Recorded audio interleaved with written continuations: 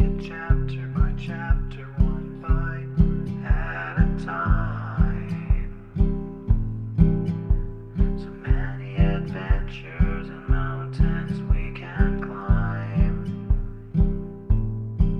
Take it word for word, line by line, one bite at a time.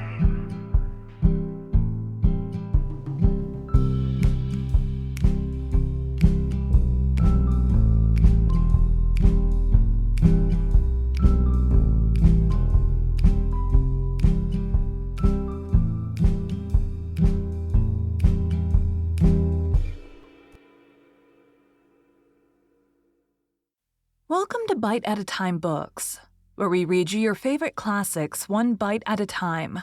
My name is Bree Carlile, and I love to read, and wanted to share my passion with listeners like you. If you want to know what's coming next and vote on upcoming books, sign up for our newsletter at biteatatimebooks.com. You'll also find our new t-shirts in the shop. More to come with quotes from your favorite classic novels. Be sure to follow my show on your favorite podcast platform so you get all the new episodes. You can find most of our links in the show notes, but also our website, biteatatimebooks.com, includes all of the links for our show, including to our Patreon to support the show, and YouTube, where we have special behind the narration of the episodes. We're part of the Bite at a Time Books Productions Network. If you'd also like to hear what inspired your favorite classic author to write their novels, and what was going on in the world at the time, check out Bite at a Time Books Behind the Story podcast, wherever you listen to podcasts. Today we'll be continuing Rilla of Ingleside by Lucy Maud Montgomery. Chapter 22. Little Dog Monday Knows. It is 2 years tonight since the dance at the light when Jack Elliott brought us news of the war. Do you remember, Miss Oliver? Cousin Sophia answered for Miss Oliver. Oh, indeed, Rilla. I remember that evening only too well, and you a-prancing down here to show off your party clothes. Didn't I warn you that we could not tell what was before us? Little did you think that night what was before you. Little did any of us think that, said Susan sharply. Not being gifted with the power of prophecy, it does not require any great foresight, Sophia Crawford, to tell a body that she will have some trouble before her life is over. I could do as much myself. We all thought the war would be over in a few months then, said Rilla wistfully.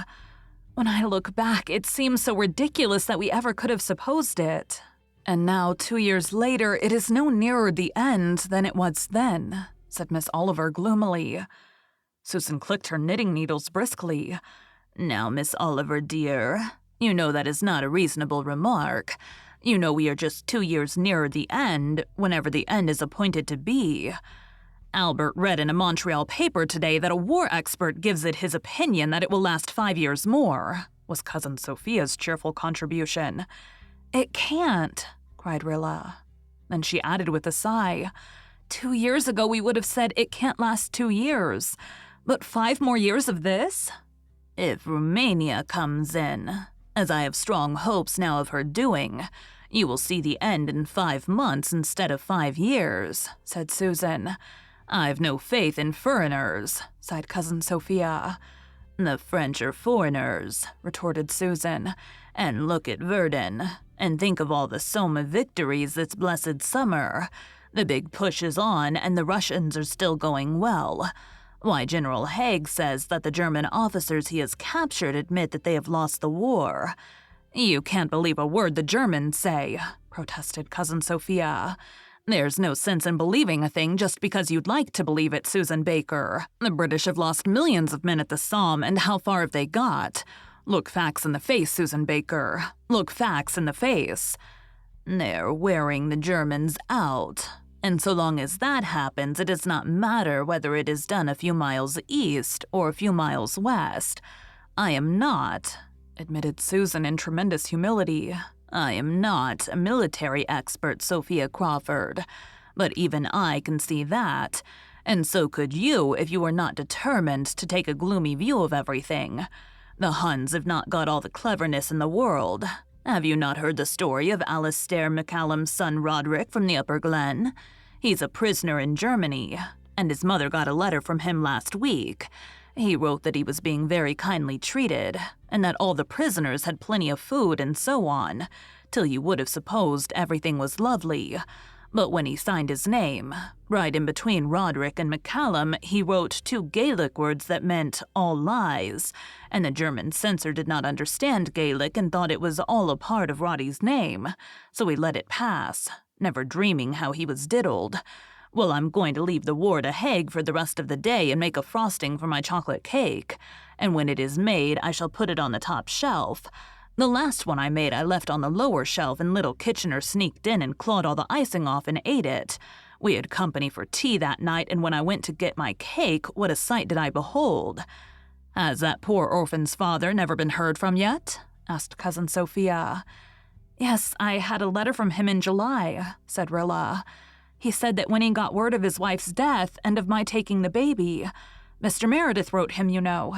He wrote right away, but as he never got any answer, he had begun to think his letter must have been lost. It took him 2 years to begin to think it, said Susan scornfully. Some people think very slow. Jim Anderson has not got a scratch for all he has been 2 years in the trenches. A fool for luck, as the old proverb says. He wrote very nicely about Jim's, and said he'd like to see him, said Rilla. So I wrote and told him all about the wee man and sent him snapshots. Jim's will be 2 years old next week, and he's a perfect duck. You didn't used to be very fond of babies, said Cousin Sophia. I'm not a bit fonder of babies in the abstract than ever I was, said Rilla frankly. But I do love Jim's. And I'm afraid I wasn't really half as glad as I should have been when Jim Anderson's letter proved that he was safe and sound. You wasn't hoping the man would be killed, cried Cousin Sophia in horrified accents. No, I just hoped he would go on forgetting about Jim's, Mrs. Crawford. And then your pa would have the expense of raising him, said Cousin Sophia reprovingly. You young creatures are terrible thoughtless. Jims himself ran in at this juncture, so rosy and curly and kissable that he extorted a qualified compliment even from Cousin Sophia. He's a real healthy-looking child now, though maybe his color is a mite too high, sorter consumptive-looking, as you might say. I never thought you'd raise him when I saw him the day after you brung him home. I really did not think it was in you, and I told Albert's wife so when I got home.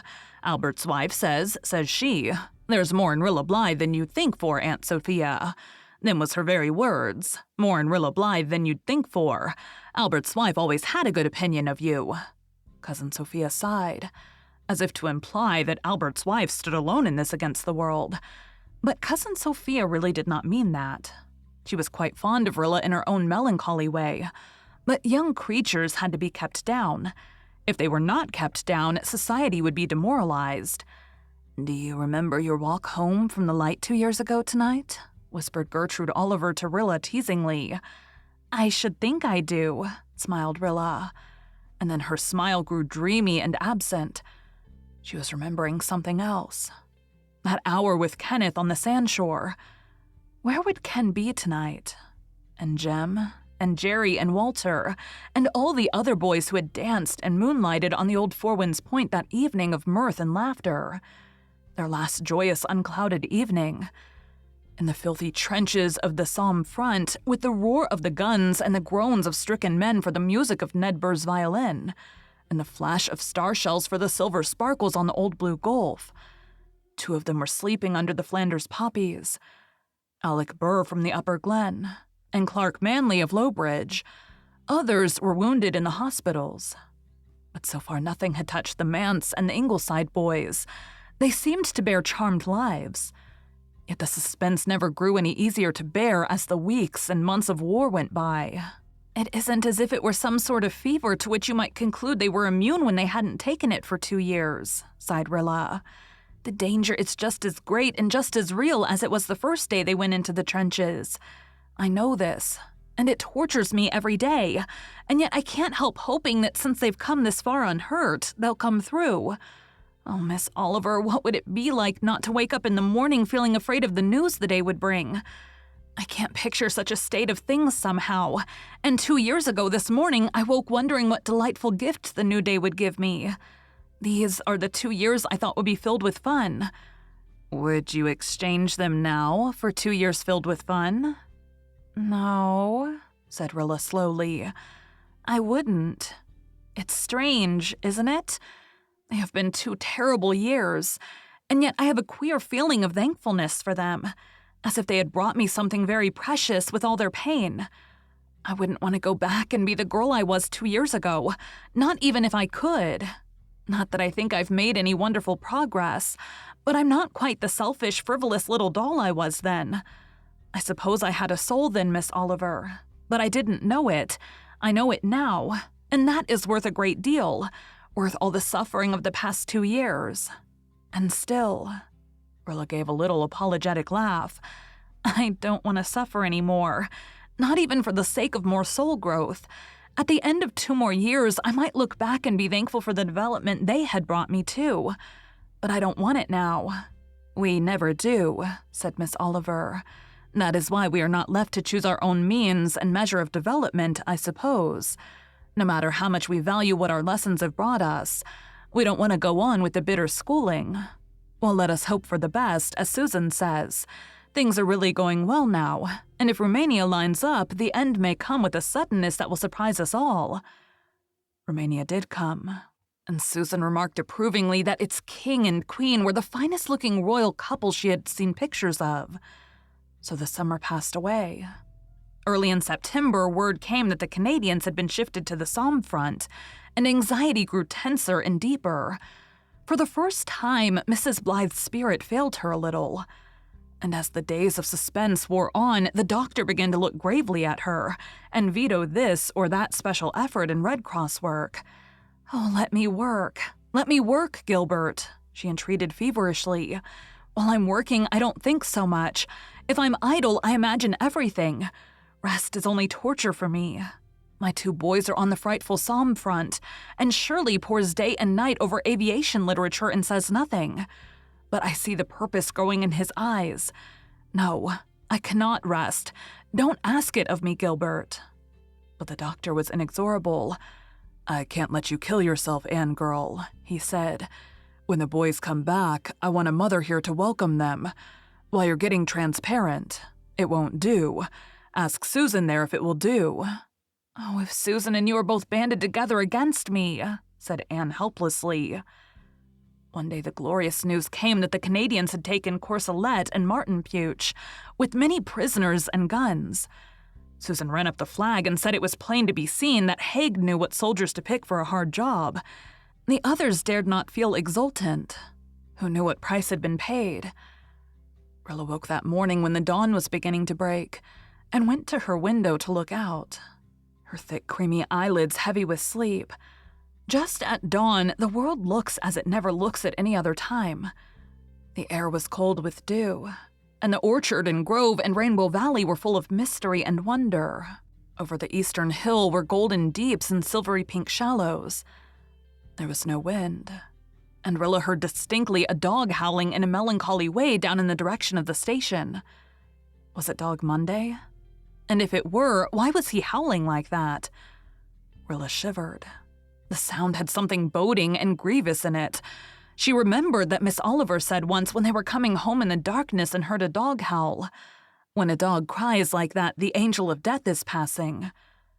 Rilla listened with a curdling fear at her heart. It was Dog Monday. She felt sure of it. Whose dirge was he howling? To whose spirit was he sending that anguished greeting and farewell? Rilla went back to bed, but she could not sleep. All day she watched and waited in a dread of which she did not speak to anyone. She went down to see Dog Monday, and the station master said, "That dog of yours howled from midnight to sunrise something weird. I don't know what got into him. I got up once and went out and hollered at him, but he paid no attention to me. He was sitting all alone in the moonlight out there at the end of the platform, and every few minutes the poor lonely beggar'd lift his nose and howl as if his heart was breaking. He never did it afore. Always slept in his kennel real quiet and canny from train to train, but he sure had something on his mind last night." Dog Monday was lying in his kennel. He wagged his tail and licked Rilla's hand, but he would not touch the food she brought for him. "I'm afraid he's sick," she said anxiously. She hated to go away and leave him, but no bad news came that day, nor the next, nor the next. Rilla's fear lifted. Dog Monday howled no more and resumed his routine of train meeting and watching. When 5 days had passed, the Ingleside people began to feel that they might be cheerful again. Rilla dashed about the kitchen, helping Susan with the breakfast and singing so sweetly and clearly that Cousin Sophia across the road heard her, and croaked out to Mrs. Albert, "Sing before eating, cry before sleeping, I've always heard." But Rilla Blythe shed no tears before the nightfall. When her father, his face gray and drawn and old, came to her that afternoon and told her that Walter had been killed in action at Courcelette, she crumbled up in a pitiful little heap of merciful unconsciousness in his arms.